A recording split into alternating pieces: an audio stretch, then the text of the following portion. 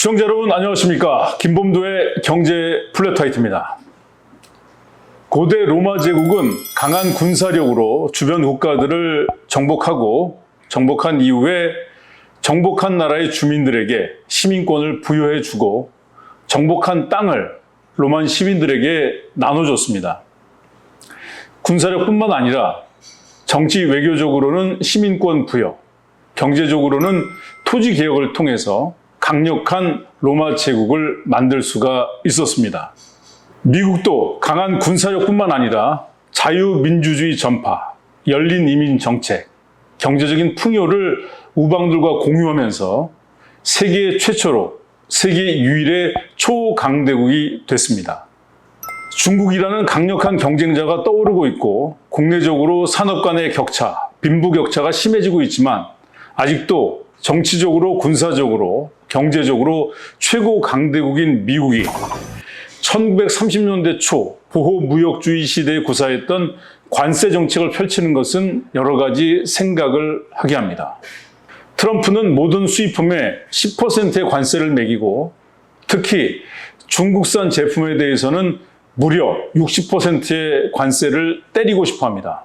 바이든도 180억 달러 규모의 중국 수출품에 관세를 부과했고 중국의 전기 자동차에 100% 관세를 적용했는데 무려 4배나 인상한 수치입니다.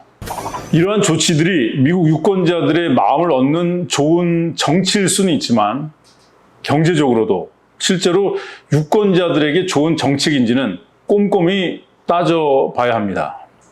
먼저 관세는 소비자에게 부과되는 세금입니다.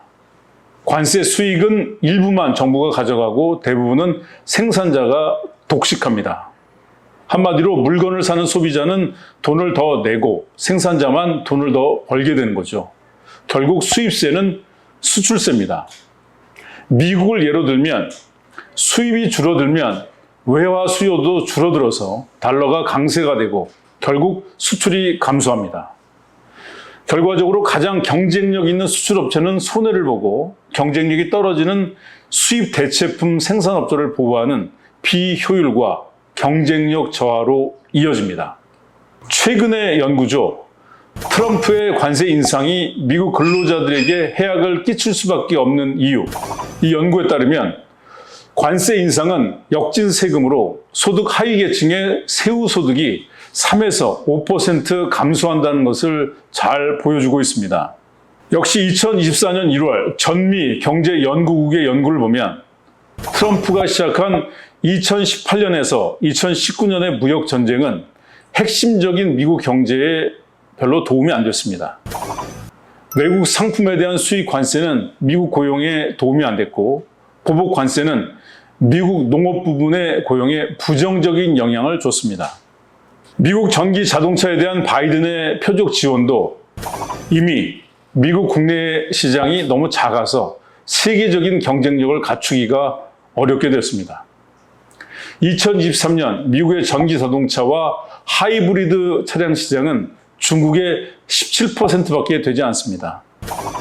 미국 내수 시장은 더 이상 세계 소비 시장을 이끌 수 없기 때문에 관세 정책이 별 효과를 갖기 어려운 이유입니다. 오히려 바이든의 보조금 지원 정책은 굉장히 효과적이었습니다. 물론 보조금 지급을 위해 세금을 걷는 것에 반대 여론이 있지만 분명한 것은 관세는 더욱 높은 세금입니다. 김범도의 경제 플랫화이트였습니다. 고맙습니다.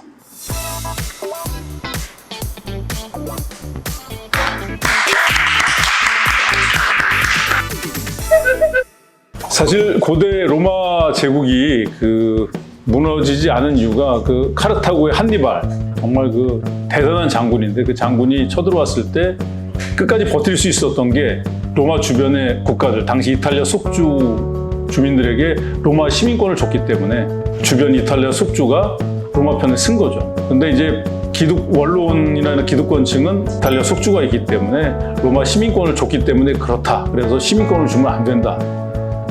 이런 반대를 했고 또 그리고 이제 정복한 국가에 이제 로마 시민들에게 땅을 나눠줘야 되는데 그렇게 되면 시민들이 힘을 갖게 되고 경제적 힘을 갖게 되면 원로원이 약해지니까 원로원에서 반대를 한다.